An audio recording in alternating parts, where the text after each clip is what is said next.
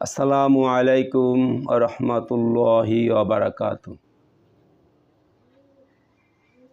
চোখের পানি ফেলে আল্লাহকে বলো, হে আল্লাহ, বহুদিন তোমাকে নারাজ করেছি, বহুদিন তোমার নাফরমানি করেছি।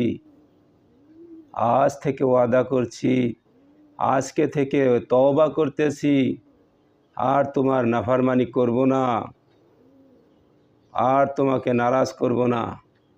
আল্লাহ বলবে, বান্দা, আমি এখনই তোর পিছনের সব গুনাহ ক্ষমা করে দিলাম।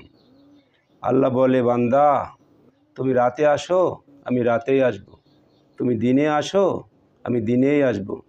তুমি গুনাহ নিয়ে আসবা, আমি তোমার জন্য মাগফিরাত নিয়ে আসব। আল্লাহ তাআলা আমাদের সবাইকে হেদায়েত দান করুক। সঠিকভাবে নিজের গুনাহগুলোকে মাবুদের কাছ থেকে মাফ করে নেওয়াটাই আমাদের কাজ।